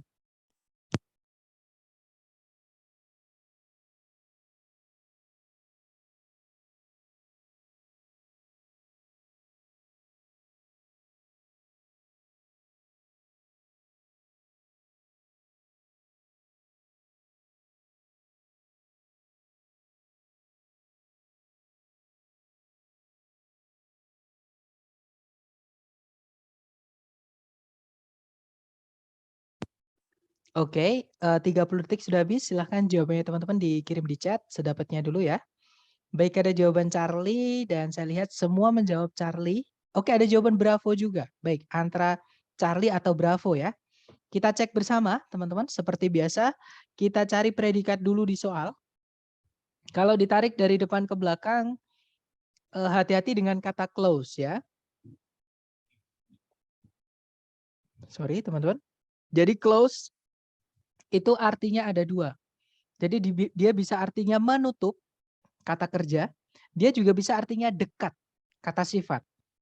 Nah, untuk mengetahui close ini artinya menutup atau dekat, nah kita cek, karena menutup itu butuh objek ya, teman-teman. Nggak boleh kita hanya bilang, guys, saya ingin menutup. Pasti teman-teman tanya, menutup apa? Jadi setelah menutup itu harus ada sesuatu yang ditutup setelahnya atau ada objeknya. Nah, kita cek aja setelah close ada objeknya atau tidak. Ternyata setelah close itu diikuti preposisi to, teman-teman. Berarti ini keterangan. Keterangan tidak bisa jadi objek. Artinya close di sini bukan kata kerja tapi kata sifat. Artinya dekat. Kata sifat tidak bisa jadi predikat ya, teman-teman. Kalau ditarik ke belakang lagi semuanya keterangan, tidak ada kata kerja. Berarti fix di titik-titik kita butuh predikat atau kata kerja sebagai predikat, ya. Cek dulu subjeknya. Di depan itu ada kata muskrats, itu sejenis hewan pengerat, teman-teman, atau sejenis tikus. Ya, berarti sudah ada subjek tapi belum ada predikat. Kita cek A, B, C, D yang bisa jadi predikat. Yang alpha verb ing yang berdiri sendiri tanpa auxiliary sebelumnya tidak bisa jadi predikat. Alpha nggak bisa. Yang bravo ada predikat are staying, tapi ada subjek lagi yaitu they. Double predikat, nggak bisa ya teman-teman, pemborosan. Yang Charlie ada stay, itu predikat, kita tahan dulu karena dia verb 1 ya. Verb 1 bisa jadi predikat ketika subjeknya jamak. Oke, teman-teman. Dan memang di situ Mas Kres ada S-nya, berarti itu jamak. Kemudian yang delta to verb 1 tidak bisa jadi predikat. Ya sudah, berarti delta nggak bisa. Berarti fix jawabannya cuma yang Charlie. Oke, teman-teman.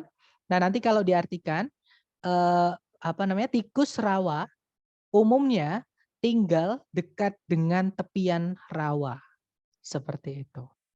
Oke, kita lanjut ke number 8 ya, teman-teman. Dicoba lagi, jangan takut salah. 30 detik dimulai dari sekarang, silakan.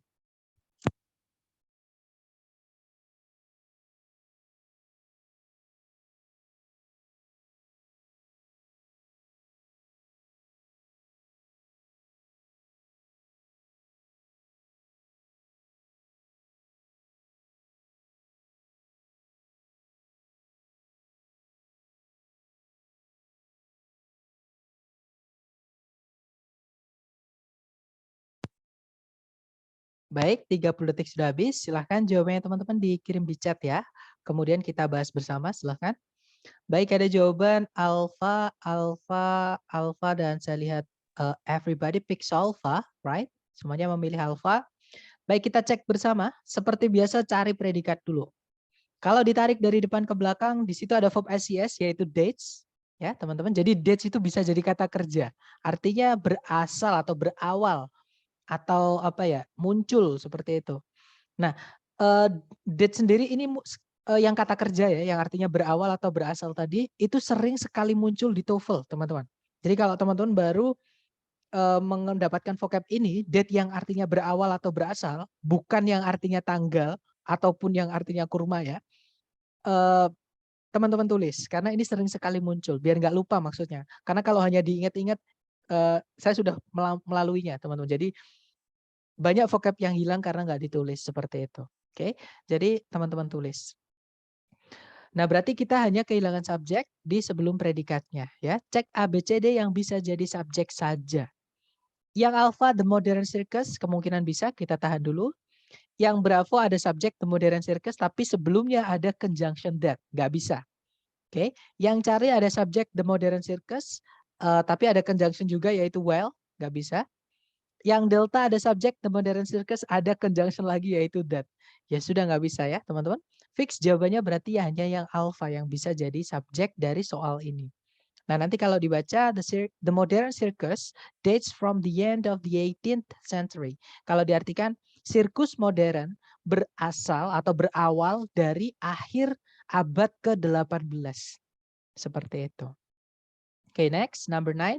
Dicoba lagi, 30 detik, dimulai dari sekarang. Silahkan, teman-teman.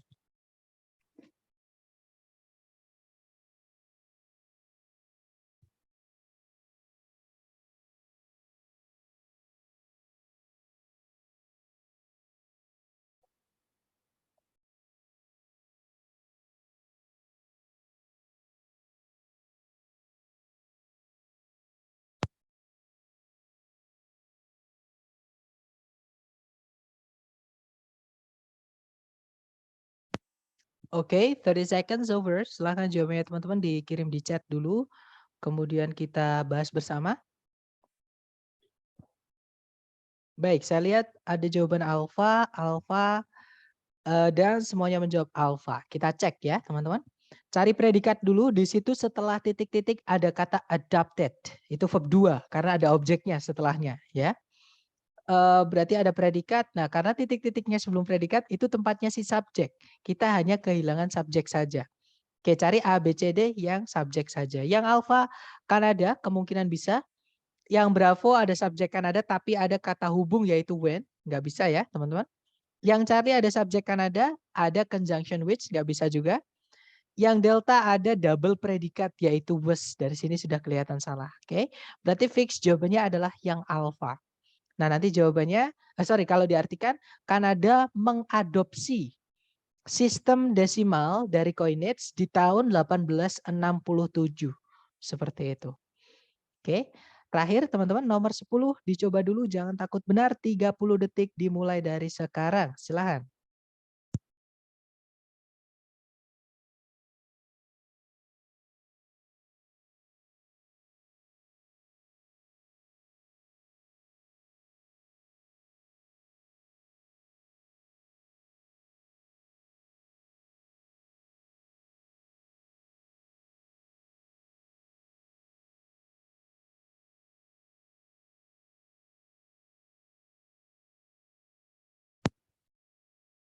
Oke, 30 seconds over. Silahkan jawabannya teman-teman dikirim di chat. Jangan takut salah, sedapatnya dulu ya.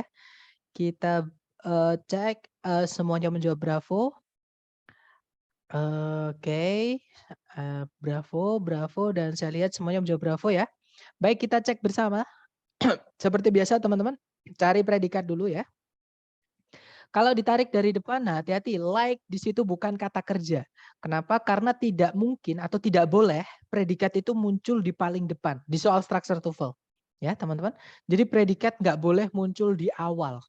Nah like itu ada arti lain selain menyukai, artinya adalah seperti. Nah like yang artinya seperti itu dia adalah preposisi teman-teman. Nah kalau preposisi nggak apa-apa, dia di paling depan. Oke. Nah di situ ada preposisi diikuti kata benda berarti keterangan. Keterangan nggak bisa jadi subjek, tidak ada kata kerja sebagai predikat. Oke, berarti di titik-titik harus kita masukkan predikat. Oke, cek dulu subjeknya. Sebelum titik-titik ada kata benda yaitu protozoan. Kata benda yang tempatnya sebelumnya predikat, fix dia adalah subjek. Ya sudah, kita punya subjek tapi belum punya predikat. Cari A, B, C, D yang bisa jadi predikat. Yang alpha verb ing yang berdiri sendiri tanpa auxiliary sebelumnya tidak bisa jadi predikat. Yang bravo verb 1 kemungkinan bisa jadi predikat untuk subjek jamak, di situ protozoans ya. Kemudian yang Charlie to verb 1 nggak bisa jadi predikat. Dan yang delta reproduction. Nah, kalau ada kata yang akhirannya duction ya teman-teman, atau action, itu sebagian besar kata dalam bahasa Inggris yang akhirannya action, dia adalah kata benda atau noun. Kata benda tidak bisa jadi predikat. Ya sudah, berarti delta bukan. Oke. Dia hanya bisa jadi subjek, nanti double subjek nggak punya predikat, nggak bisa diartikan kalimatnya, ya teman-teman. Berarti fix jawabannya adalah yang bravo. Oke, good job teman-teman. Nah nanti kalau diartikan mirip bakteri atau seperti bakteri, protozoa bereproduksi dengan cara membelah diri menjadi 2. Seperti itu. Oke. Nah itu tadi adalah materi hari pertama kita, yaitu mengenai kalimat. Dan kalimat itu ini yang tahap pertama yang teman-teman wajib kuasai ya, yaitu menentukan subjek dan predikat. Subjek tadi dari kata benda atau dari kata ganti. Kalau predikat itu dari kata kerja, tapi nggak semua kata kerja ya teman-teman. Hanya verb 1 atau verb SIS atau verb 2 dan auxiliary verb saja yang bisa jadi predikat. Seperti itu. Nah nanti setelah kelas ini teman-teman akan saya kirimkan link untuk rekaman video, kemudian juga link untuk attendance check atau daftar kehadiran yang hanya dilakukan hari pertama aja, dan saya harap teman-teman langsung isi ya. Dan yang terakhir link untuk latihan-latihan soal. Nah mumpung besok weekends ya teman-teman, Sabtu Minggu, nah teman-teman bisa kerjakan latihan soal ketika teman-teman ada waktu luang. Itu tidak wajib, tapi disarankan sekali untuk dikerjakan. Nanti kalau teman-teman butuh apa-apa, silahkan japri saya. Ya, nanti kalau saya buka WA langsung saya balas seperti itu. Nah, sebelum saya akhiri nih, mungkin ada yang mau ditanyakan dulu nih dari teman-teman. Silakan, feel free to ask. Silakan teman-teman. Kak, saya boleh nanya yang nomor 1 tadi nggak? Soalnya ketinggalan. Oke, nggak apa-apa. Nomor 1. Oke, nomor 1. Silakan. Pertanyaannya bagaimana? Iya, tadi saya kepotong pada saat pembahasan si dan jawaban si dan D-nya. Oke, baik. Atau kita bahas dari awal ya untuk nomor 1. Nah, nomor 1 ini seperti biasa cari predikat dulu. Pertanyaan saya ke teman-teman nih. Nomor atau ke brother nih. Nomor 1 di soal ada predikat nggak, brother? Ada. Yaitu kata? Ada. Kata kerja 2. Became. Iya, that's right. Ada verb 2 atau kata kerja 2 lampau ya, yaitu kata became. Ada subjek nggak sebelumnya? Belum. Belum ya, ada. karena belum ada ya jelas karena di situ titik-titik. Berarti kita hanya kehilangan subjek saja. Oke, kita cek A, B, C, D yang subjek saja. Yang alfa ada kata benda Colorado, subjek, tapi sayangnya ada kata hubung when. Nggak bisa kita masukkan conjunction ketika subjeknya cuma 1 yaitu Colorado sama predikatnya cuma 1 yaitu became. Alpha nggak bisa. Yang Bravo ada subjek it, tapi ada predikat lagi yaitu was. Predikatnya double. Nggak bisa ada verb 2 di dalam, ada 2 verb 2 di dalam satu kalimat ya. Ketika nggak ada conjunction sama subjek lagi. Berarti Bravo nggak bisa. Yang Charlie Colorado itu kata benda kemungkinan bisa. Yang Delta ada Colorado subjek, tapi ada conjunction lagi yaitu which. Nggak bisa kita masukkan conjunction ketika subjek predikat cuma 1 seperti ini. Oke, berarti jawabannya yang Charlie, brother. Seperti itu. Gimana? Oke, terima kasih. Kak, siap, Oke, udah jelas. dapat ya. Alright. Mungkin ada pertanyaan lagi nih dari teman-teman. Silakan. Sir, can I ask something? Of course, please. Well, I'm really curious about the roadmap of our learning today and to The roadmap? I'm sorry? the Can roadmap you? of our learning for 1 month. All right. I already explained it before here. Yeah. And you can see it on the video later. I will send a video after, the recording of this class, yeah, this meeting on the group later. So you can access the videos and you can review the material like that. Jadi nanti teman-teman bisa mereview lagi dari video yang kita pelajari hari ini di bagian ini nanti. Jadi misalkan hari pertama, hari ke-10 itu kita belajar apa. Nanti hari ke-11 sampai ke-13 kita belajar apa, hari ke-14 sampai ke-19 itu belajar apa. Tapi untuk hari ke-14 sampai ke-19 yang saya jelaskan tadi, ini nanti akan kita singkat ya supaya teman-teman ada waktu jeda untuk belajar untuk persiapan ujian atau exam seperti itu. Oke. Jadi untuk materi roadmap-nya tadi atau syllabus ya sebenarnya teman-teman atau rencana pembelajaran kita untuk 1 bulan ini sudah saya jelaskan tadi, teman-teman nanti bisa review lagi lewat video. Seperti itu, brother. Well, thank you, sir. Oke. Jadi setiap kelas, teman-teman akan saya rekam. Jadi supaya teman-teman nanti ketika latihan mau mereview materi bisa. Maksudnya tadi gimana sih di kelas saya lupa. Nah, itu bisa. Teman-teman bisa sambil latihan, bisa sambil lihat video. Seperti itu. Dan saya sarankan untuk latihan teman-teman kerjakan dari yang saya buatkan ya, karena beda dari yang dikirim sama admin di grup, yang 3 itu file PDF, sama yang saya buat itu beda teman-teman. Walaupun teman-teman juga nggak apa-apa latihan dari soal-soal yang dikasih dari lembaga, tapi silabusnya beda, urutannya nanti beda teman-teman. Karena saya punya silabus sendiri seperti itu. Sir, can I ask you something again? Yes, please. Kalau misalnya ini mau nanya, misalkan kalau ada soal yang sulit itu melalui Mister atau gimana? Ya, nanti gini. Untuk soal yang misalkan teman-teman nih ada pertanyaan apapun mengenai soal struktur TOEFL atau TOEFL ya, itu bisa langsung japri saya WhatsApp ya, teman-teman. Saya yang nomor saya adalah yang biasanya ngirim link untuk kelas, bukan yang admin. Ya, kalau admin itu admin lembaga, teman-teman. Kalau saya yang ngirim link untuk kelas. Seperti itu. Nanti untuk teman-teman menanyakan soal-soal penjelasan apapun mengenai TOEFL ITP, itu bisa japri saya. Oke, seperti itu. Nah, misalkan teman-teman ada sumber lain, bisa juga japri saya. Dan mungkin kalau saya merasa nggak mungkin saya jelaskan lewat WhatsApp, nanti akan saya jelaskan ketika sebelum kelas berikutnya. Karena harus pakai visual sama penjelasan misalnya seperti itu. Nah, atau saya merasa, oh ini soal ini nggak bisa dijelaskan cuma lewat WhatsApp, cuma lewat tulisan. Maka saya harus lewat visual seperti ini. Jadi nanti akan saya bilang di WhatsApp, tolong ingatkan saya di meeting berikutnya untuk membahas soal ini. Seperti itu. Gimana? Dapat maksud saya? Oke. Oke, Oke, dapat Sir. ya. Atau nanti saya buatkan shorts, video pendek buat teman. Misalnya ada soal nih. Nah, biar lebih seru lagi nih misalnya. Nanti soalnya nggak langsung saya jawab sendiri. Nanti akan saya kirimkan di grup ya, teman-teman. Kalau teman-teman nanti tertarik jawab, jangan takut salah. Kita belajar, teman-teman. Nanti jawabannya dijapri ke saya. Jadi reply di grup itu nanti jawabnya ke privat ke saya. Misalnya private message maksudnya ya. Itu misalnya jawaban saya A, jawaban saya B, jawaban saya C. Nah, nanti kalau saya bilang benar ya saya centang, kalau saya ya saya bilang B. Nanti untuk penjelasan saya akan buatkan video pendek. Misalnya seperti itu juga bisa. Seperti itu. Oke, jadi kita sama-sama belajar. Ya, silakan, brother. Mungkin ada mau pertanyaan? Kalau misalkan nih tipe soalnya kan ini bernuansa TOEFL ya. Betul. Nah, kalau misalkan mungkin materinya sama, tapi soalnya misalkan tipenya bukan dari TOEFL, misal dari IELTS atau TOEIC gitu. Gimana? Kalau tipenya sama, itu saya bisa bantu, teman-teman.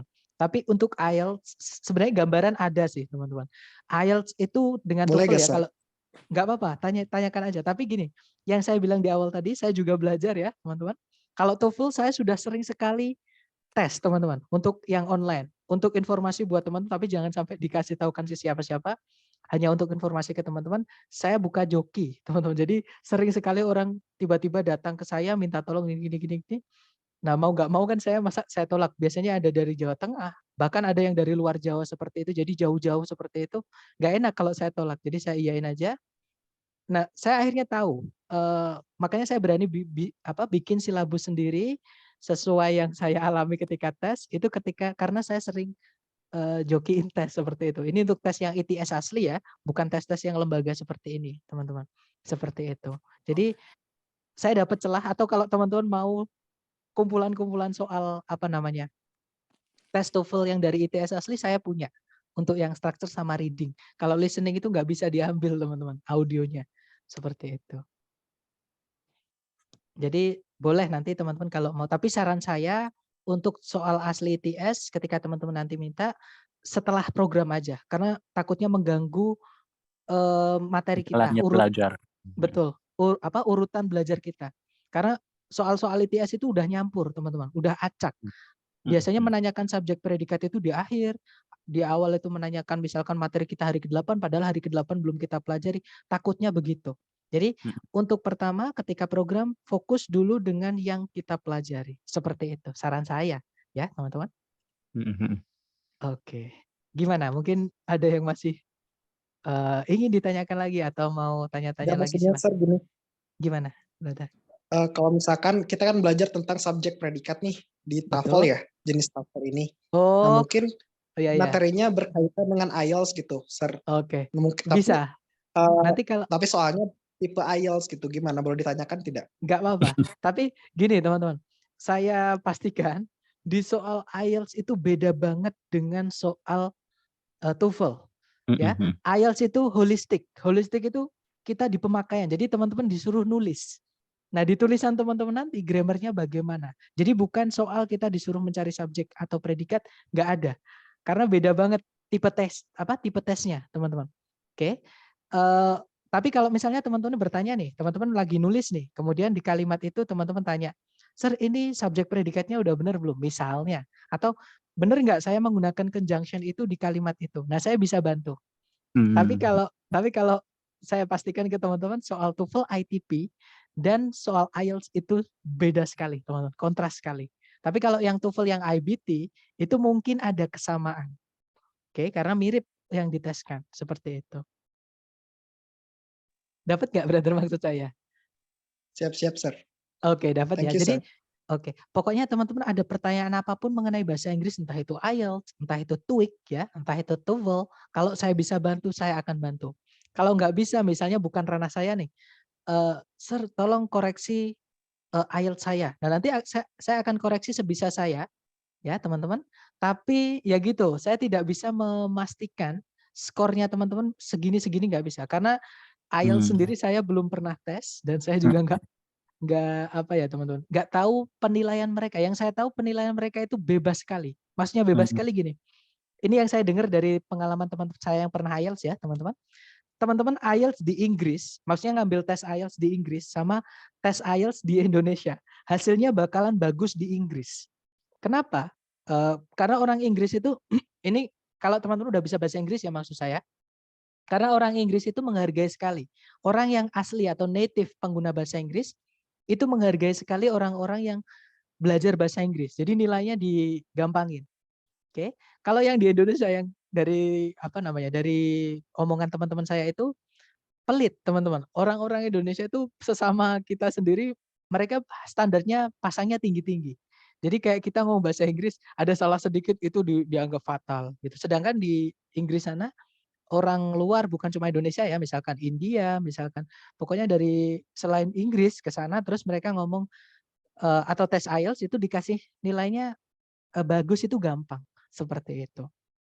Jadi makanya saya nggak apa namanya, nggak senengnya IELTS di situ. Nggak ada standar untuk penilaiannya, alias standarnya itu subjektif, bukan objektif teman-teman. Jadi perorangan beda-beda, tergantung yang ngetes teman-teman.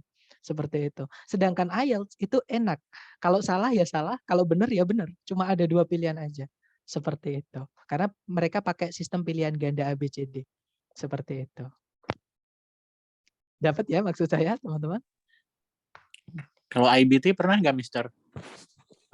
IBT itu lebih sulit dari IELTS. Ya, ini yang saya dengar ya teman-teman. Kenapa? Karena dia gabungan dari IELTS sama TOEFL ITP. Jadi IELTS itu nggak ada strukturnya, nggak ada tes strukturnya teman-teman IELTS ya. Tapi di IBT yang saya dengar itu ada tes structure dan tes IELTS-nya. Jadi gabungan IELTS itu, skill-skill itu ditanyakan. Dan bayarnya IBT lebih mahal ya teman-teman. IBT itu kalau nggak salah 3.200.000-an kalau nggak salah untuk sekali tes. Kemudian kalau IELTS itu rata-rata 2.800.000-an. Tapi kalau yang TOEFL ITS asli, ketika teman-teman tes itu murah, hanya walaupun murah tapi menurut saya juga mahal ya teman-teman, sekitar 600-an. Karena tapi kalau dibandingkan yang IELTS sama IBT itu lebih jauh murah yang ITP yang kita pakai di Indonesia atau beberapa negara Asia. Jadi kalau teman-teman mau beasiswa di negara-negara misalnya Thailand, itu masih bisa pakai sertifikat TOEFL ITP seperti itu. Tapi kalau yang teman-teman mau ke Eropa pakai skor ITP itu sepertinya harus di atas 600 sekian. Atau kalau enggak gitu biasanya ditolak ITP. Biasanya harus pakai IBT atau IELTS. Dan itu mahal ya teman-teman. Jadi saya belum pernah tes IBT atau yang IELTS. Seperti itu. Jadi kalau teman-teman tanya IBT atau IELTS, saya hanya bisa bantu yang saya tahu. Masa ranah saya. Kalau saya misalkan bilang ini bukan ranah saya, berarti saya nggak bisa bantu karena saya belum pernah tes teman-teman. Seperti itu. Untuk yang IBT sama IELTS. Tapi kalau ITP sering saya tes teman-teman. Koleksi soal saya juga banyak yang asli dari ITS seperti itu. Bahkan kadang saya pakai untuk latihan soal teman-teman di kelas seperti ini. Gimana? Oh ya, Sir.